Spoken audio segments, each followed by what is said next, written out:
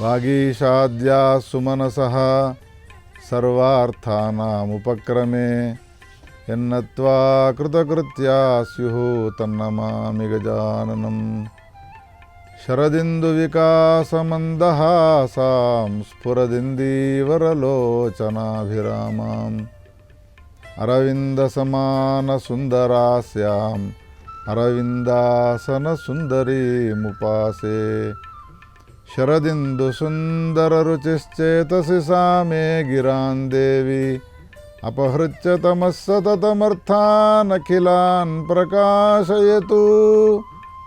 శృతిస్మృతిపురాణానామాలయం కరుణాలయం నమామి భగవత్పాదశంకరం లోకశంకరం. వ్యాసాయ విష్ణురూపాయ వ్యాసరూపాయ విష్ణవే నమో వై బ్రహ్మనిధయే వాసిష్ఠాయ నమో నమః.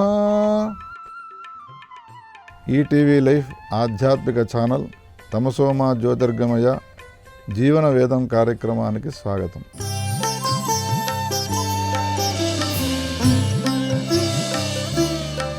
భగవద్గీతలో కృష్ణ పరమాత్మ చెప్పినట్టుగా స్వల్పమప్యస్య ధర్మస్య త్రాయతే మహతో భయాత్. నీవు ఆచరించేటువంటి స్వల్పమైనటువంటి ధర్మము అవుగాక అది భయంకరమైనటువంటి ఆపద నుండి రక్షిస్తుంది, కాపాడుతుంది అన్నాడు కృష్ణ పరమాత్మ. దేవీ భాగవతంలో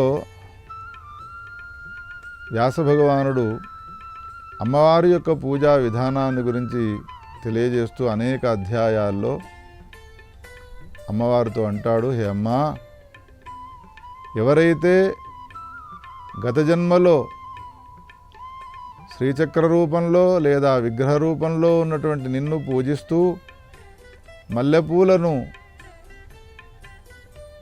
అదేవిధంగా పారిజాతాలను, కమ్మని వాసనలు వచ్చేటువంటి సంపెంగ పూలను మొదలైనటువంటి వాటిని సమకూర్చి నిన్ను పూజించినారో, కమ్మని అగరు ధూపాన్ని నీకు సమర్పించినారో, వెలగట్టడానికి వీలైనటువంటి ఆభరణాలను నీకు సమర్పించినారో, అటువంటి వ్యక్తులు ఎవరైతే ఉన్నారో ఈ జన్మలో వాళ్ళంతా కూడా ధనవంతులై ఆరోగ్యవంతులై సుఖాన్ని ఆనందాన్ని పొందుతూ ఉన్నారమ్మా అంటారు.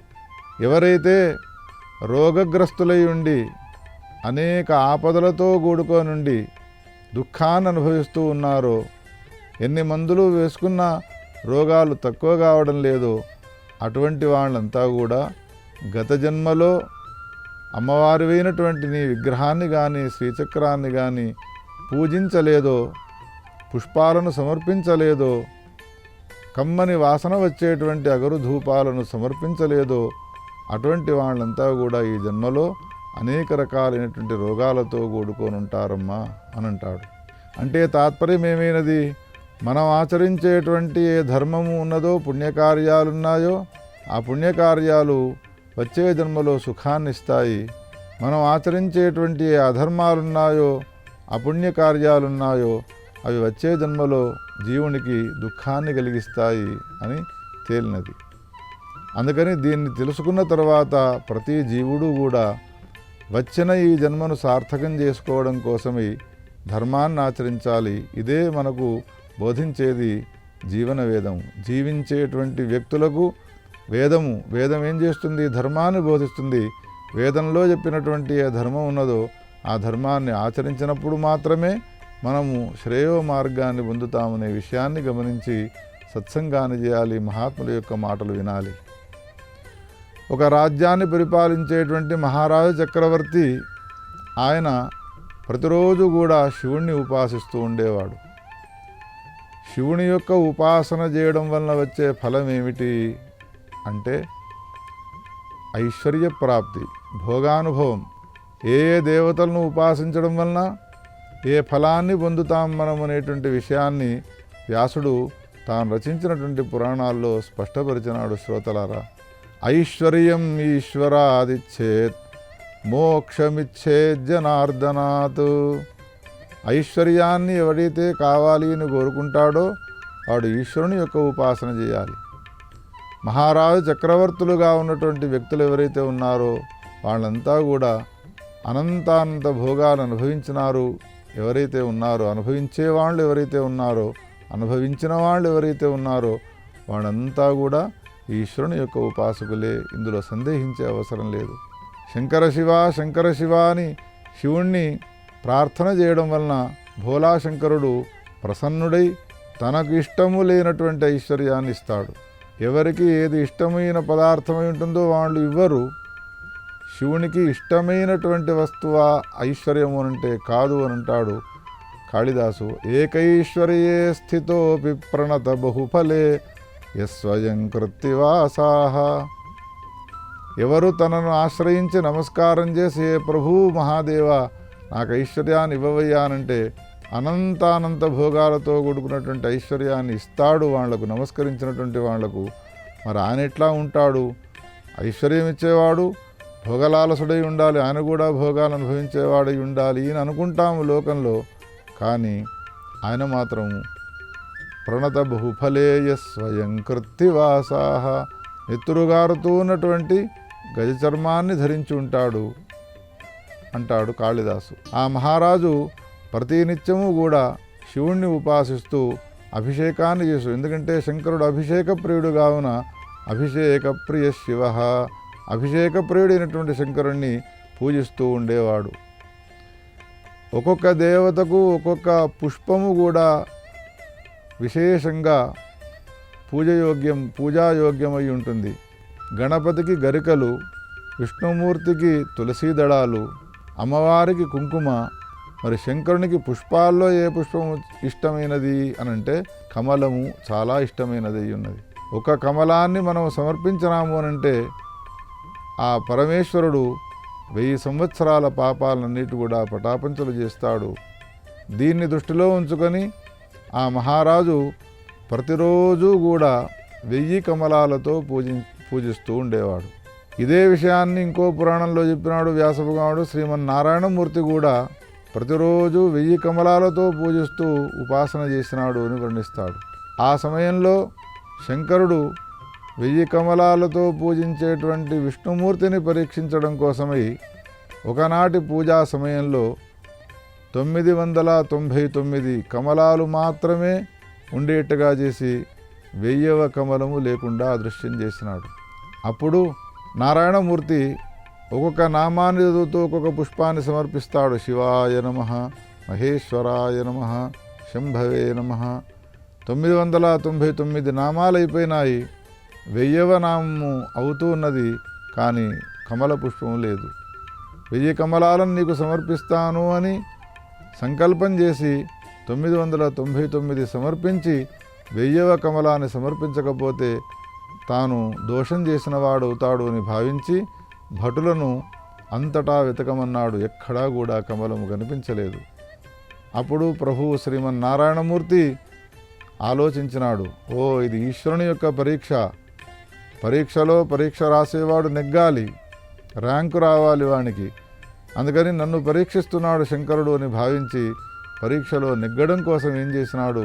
హే ప్రభు మహాదేవ, లోకంలో అందరూ నన్ను కమలనేత్రుడు అని అంటారు కదా. అయినప్పుడు ఒక కమలము తగ్గిపోయినది నా సంఖ్యలో అనంటే నేను నేత్రాన్ని కమలముగా భావించి ఎందుకు నీకు సమర్పించకూడదు అని తన చేతిలో ఉన్నటువంటి ఖడ్గాన్ని తీసుకొని కన్ను తొలగించి ఈశ్వరునికి సమర్పించబోతున్న సమయంలో ప్రభువు మహాదేవుడైనటువంటి శంకరుడు ప్రసన్నుడై ప్రత్యక్షమై ఆయనకు వరాన్ని ఇచ్చినాడు. ఏం వరం ఇచ్చినాడు?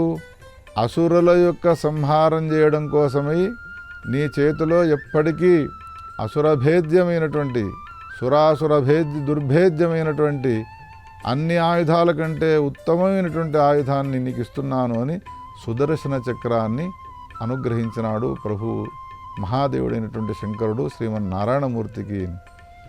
పుష్పాలను సమర్పించడం వలన ప్రసన్నుడైనటువంటి ఆ ప్రభువు కమలలోచనుడైనటువంటి శ్రీమన్నారాయణమూర్తికి శత్రు దుర్భేద్యమైనటువంటి ఆయుధాల్లో శ్రేష్టమైనటువంటి సుదర్శన ఆయుధాన్ని అనుగ్రహించినాడు అని అంటే పుష్ప సమర్పణ అది అంత తేలికైనటువంటిది అని భావించడానికి వీలేదు. ఏమున్నది, పూలను సమర్పిస్తే భగవంతుడు మమ్మల్ని కరుణిస్తాడా అని అనుకుంటాము.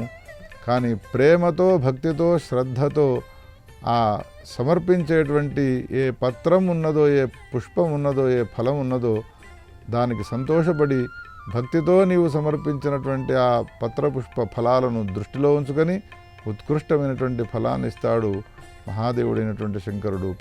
పరమేశ్వరుడు శ్రీమన్నారాయణమూర్తి కూడా అటువంటి ఫలాన్ని ఇచ్చేటువంటి వాడే ఉన్నాడు. ఒక మహారాజు ప్రతినిత్యము కూడా కమలాలను సేకరించి శివుణ్ణి పూజిస్తూ ఉండగా పుష్పదంతుడు అనేటువంటి పేరు గల ఒక గంధర్వరాజు, ఆయన కూడా శివభక్తుడై ఉండి నేను పూజించేటువంటి శివమందిరంలోని శివలింగానికి కూడా కమలాలతో పూజిస్తాను అని ఈ రాజుగారి తోటలో ప్రవేశించి సరస్సులలో ఉండేటువంటి కమలాలను అపహరించి పూజిస్తూ ఉండేవాడు.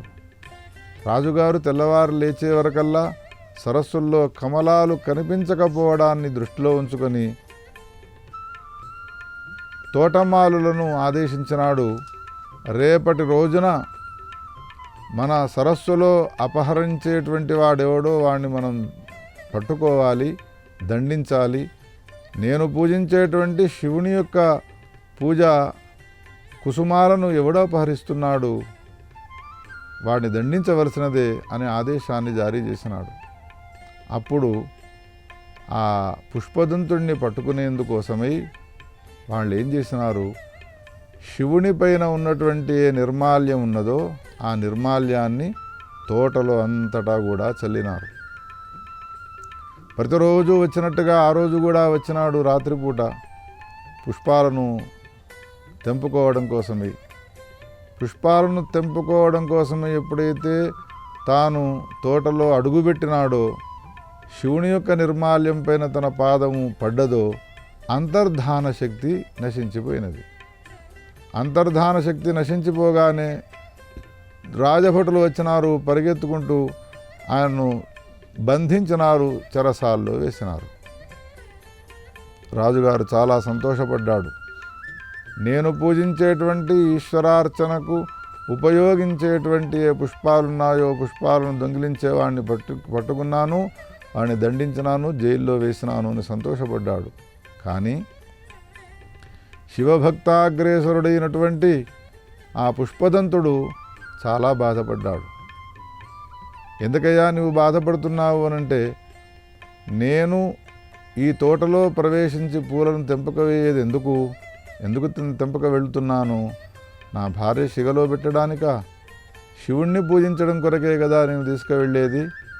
అయినప్పుడు శివుడు నన్ను ఇంతగా పరీక్ష చేసి చెరసాల్లో బంధించేట్టుగా చేసినాడు శంకరుడు. ధర్మాన్ని ఆచరిస్తే శ్రేయస్సును కలిగింపజేయాలి, కానీ ధర్మాన్ని ఆచరించడం వలన ఇటువంటి దుఃఖాన్ని కలిగిస్తాడా మహాదేవుడు అని ఒక రకంగా కోపానికి వచ్చినాడు. మధ్యవర్తులమై మనం ఆలోచన చేసి చూడాల్సింది ఏమిటి అంటే, పుష్పదంతుడు పుణ్యకార్యాన్ని చేయడానికి పూనుకొని ఒక పాపకార్యాన్ని చేసినాడు. ఇంటి పక్క వాళ్ళ ఇంటిలో తోటలో పూలు బాగా పూసినాయి అని ఇంటి పక్క వాళ్ళ అనుమతి లేకుండా మనము పూలను తీసుకువచ్చి పూజించినామనుకో, అది మహాపరాధం. మహాభారతంలో దానికి దండన విధించినాడు వ్యాస భగవానుడు. ఎవరు పక్క ఇంటిలో అనుమతి లేకుండా పూలను కోసుక వస్తారో వాడిని దండిస్తే ఎట్లా దండించాలి అంటే, ఏ చేతులతో పూలను దింపినారో ఆ చేతులను ఖండించాలి అని చెప్పినాడు. అందుకని అపరాధాన్ని పుణ్యాన్ని చేస్తూ పుణ్యకార్యంలో పాపాన్ని చేయడం వలన దండింపబడ్డాడు, జైల్లో వేయబడ్డాడు. జైలు శిక్షను అనుభవిస్తూ ఉన్నటువంటి తాను పూజించాలి ఎట్లయినా చేసి నేను ఆ శివుణ్ణి అని పుష్పాలు లేకుండా ఎట్లా పూజించాలి? కొంతమందికి పూజా ద్రవ్యాల్లో ఒక వస్తువు యందు విశేషమైనటువంటి ఆదరం ఉంటుంది. పూలు లేకపోతే ఒకడు పూజనే చేయడు. కమ్మని వాసనలు కలిగించేటువంటి అగరబత్తులు లేకపోతే వాడు పూజనే చేయడు.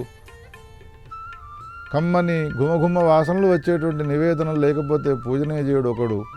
ఈ పుష్పదంతుడు పుష్పాలు లేకుండా పూజను చేయడు. ఎట్లా మరి ఇప్పుడు పుష్పాలు? తోటలో నుండి పుష్పాలు తెంపుతానంటే రాజభట్లు ఊరుకోరు. అందుకని చెరసాల్లో కూర్చొని వాక్పుష్పోపహారం, వాక్య పుష్పోపహారం, వాక్కులనేటువంటి యొక్క పుష్పాల చేత ఆయనను పూజించినాడు. అదే మహిమ్న స్తోత్రం అనే పేరుతో ప్రసిద్ధిగాంచినటువంటి స్తోత్రముగా పరిఢవిల్లినది. మహిమ్నః పారంతే పరమ విదుషో యజ్ఞ సదృశీ స్తుతిర్బ్రహ్మాదీనామపి తదవసన్నాస్త్వయి గిరః అథావాచ్యః సర్వస్వమతి పరిణామావధిగృణన్ మమాప్యేష స్తోత్రే హర నిరపవాదః పరికరః. చాలా అద్భుతమైనటువంటి స్తోత్రాన్ని చేసి ఒక్కొక్క శ్లోకాన్ని పుష్పముగా భావించి ఈశ్వరునికి సమర్పించుకున్నాడు ఆ పుష్పదంతుడు. ఈశ్వరుడు ప్రసన్నుడైనాడు.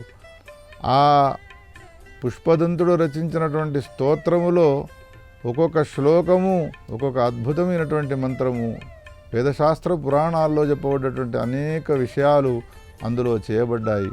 మధుసూదన సరస్వతి అనే పేరు గల మహనీయమూర్తి వారు దానికి హరిహరాత్మకముగా వ్యాఖ్యానాన్ని రాసినారు. పుష్పదంతుడు శివుడిని ఉద్దేశించి రచించినటువంటి ఆ మహిమ్న స్తోత్రానికి విష్ణుమూర్తి పరంగా కూడా అర్థం చెప్పవచ్చును అని చాలా అద్భుతమైనటువంటి అర్థాన్ని తెలియపరిచి వ్యాఖ్యానాన్ని రాసి మధుసూదన సరస్వతి వారి జీవితాన్ని ధన్యం చేసుకున్నారు. అందులో ఒక మాట ఒక శ్లోకంలో చెబుతాడు. వపుః ప్రాదుర్భావాదనుమితమిదం జన్మని పురారేణ క్వాపి క్షణమపి భవంతం ప్రణతవాన్ నమన్ముక్తః సంప్రత్యహమతనురగ్రేప్యనతిమాన్ ఇతీశ క్షంతవ్యం తదిదమపరాధద్వయమపి అంటాడు పుష్పదంతుడు. శంకరునితో ఏమంటున్నాడు అనంటే, హే శంకరా, లోకంలో అనేక మంది అనేక రకాల అపరాధాలు చేస్తూ ఉంటారు. అపరాధ సహస్రాన్ని క్రియంతే హర్నిశమ్మయ దాసోయమితి మామత్వా క్షమస్వ పరమేశ్వర. వేలాది అపరాధాలను చేసినాను, అయ్యా నన్ను క్షమించు అని ప్రార్థన చేస్తారు. కానీ పుష్పదంతుడనైన నేను రెండే అపరాధాలను చేసినాను. మిగతా వాళ్ళంతా వేలాది అపరాధాలు చేస్తారు, నీవు రెండే అపరాధాలను చేసినాను అంటున్నావు, ఇదేమిట్రా అని శంకరుడు అడిగితే చెబుతున్నాడు పుష్పదంతుడు. ఏమంటాడు అనంటే, నాకు ఈ శరీరం రావడానికి పూర్వము ఒక అపరాధం చేసినాను, శరీరం వచ్చిన తర్వాత ఒక అపరాధం చేసినాను. ఇవి రెండే అపరాధాలు. శరీరం రావడానికి పూర్వం చేసిన అపరాధం ఏమిటి అనంటే, ఏ శరీరం ఉండినో నాకప్పుడు మనుష్య శరీరమే ఉండినది అని నిశ్చయంగా చెప్పగలనా? ఏ వరాహ రూపాన్ని ధరించి ఉన్నానో, ఏ కోతి రూపంలో ఉండేవాడనో. అందుకని శరీరము రావడానికి పూర్వము నాకు మనుష్య శరీరం లేదు కావున శివుడవైన నీకు నమస్కారం చేయలేదు, ఇది ఒక అపరాధం. ఇప్పుడు నేను ఒక్కసారి నీకు నమస్కారం చేసినాను, ఒక్కసారి నమస్కారం చేసిన తర్వాత ఇక ముందు నీకు నమస్కారం చేయను, ఇదొక అపరాధం. ఇదేమిట్రా, ఒకసారి నమస్కారం చేసి ఇంకొకసారి నమస్కారం చేయను అంటున్నావు, ఇది రెండవ అపరాధం అంటున్నావు అని అంటే, స్వామి ఒక్కసారి నీకు నమస్కారం చేస్తే చాలు, మళ్ళీ జన్మనే ఉండదు కదా మాకు. గత జన్మలో నమస్కారం చేయకపోవడానికి శరీరం ఏమిటో తెలియదు కాబట్టి నమస్కారం చేయలేదు. నమన్ముక్తః సంప్రతి అహం అతనురగ్రేప్యనతిమాన్. నమస్కారం చేస్తూ ఒకే ఒక నమస్కారం చేయడం వలన ఆ నమస్కారం యొక్క ఫలం ఏమవుతుంది అనంటే, మళ్ళీ నా అతనురగ్రేప్యనతిమాన్, నాకు శరీరం లేకుండా చేస్తుంది. శరీరం ఉండదు కాబట్టి తర్వాత నేను నీకు నమస్కారం చేయను. ఈ రెండు అపరాధాలను మాత్రము నన్ను క్షమించవయ్యా, మన్నించవయ్యా అని ప్రార్థన చేసినాడు. పుష్పదంతుడు ఈ విధంగా తాను రచించినటువంటి మహిమ్న స్తోత్రంలో అద్భుతమైనటువంటి అర్థాలను తెలియపరిచేటువంటి విషయాలను తెలియపరిచినాడు. అటువంటి ఆ దిశలో మనం ఆలోచన చేసి భగవంతుడిని ఉపాసించేటువంటి మనము ఉపాసించేటువంటి విధానాన్ని మహాత్ముల ద్వారా తెలుసుకొని, ధర్మం అంటే భయపడేది కాదు, ధర్మం అంటే చాలా సులభాతి అనే విషయాన్ని గమనించాలి. పత్రం పుష్పం ఫలం తోయం యోమే భక్త్యా ప్రయచ్చతి అని భగవద్గీతలో కృష్ణ పరమాత్మ చెప్పినట్టుగా, మనము సమర్పించేటువంటి ఏ పత్రపుష్ప ఫలాదులున్నాయో అవే ఒక ఉత్కృష్టమైనటువంటి ధర్మాన్ని ఆచరించినట్టుగా మారి ఆ భగవంతుడు మనకు ఫలాన్ని ఇస్తాడు. బ్యాంకులో బ్యాలెన్స్ లేకపోతే క్యాషియర్ మనకు ధనాన్ని ఎట్లా ఇవ్వడో, మనము పుణ్యాన్ని సముపార్జించుకోకపోతే భగవంతుడు కూడా మనకు అనుగ్రహాన్ని ఇవ్వడు. అందుకని హే శ్రోతలారా, వేదాల్లో చెప్పినటువంటి ఏ ధర్మం ఉన్నదో ఆ ధర్మాన్ని జీవనాదముగా స్వీకరించాలి. నా జీవనానికి ఇదొక దివ్యమైనటువంటి నాదమై ఉన్నది. నేను జీవించాలి అంటే వేదాల్లో చెప్పినటువంటి ధర్మాన్ని, వేదాల్లో చెప్పిన ధర్మం అర్థం కాదు కావున పురాణాల్లో ఇతిహాసాల్లో చెప్పినటువంటి ధర్మాన్ని పాటించాలి అని వచ్చినటువంటి మానవ జన్మను సార్థకం చేసుకునేందుకోసమే సులభమైనది ధర్మము అని భావించి ధర్మానికి భయపడక, ధర్మం అంటే భయాన్ని పొందకుండా ఉండి, సులభమైనది నా హిందూ ధర్మము, సులభమైనది నా ధర్మాలు, నా శాస్త్రములు, నా వేదములు అని భావించి ధర్మమయ జీవనాన్ని కొనసాగించి సుఖాన్ని, ఆనందాన్ని అందరూ పొందుదురుగాక. ఓం స్వస్తి. ఈ కార్యక్రమాన్ని తిరిగి చూడాలనుకుంటే www.youtube.com/ETV Life Spiritual లో చూడవచ్చు.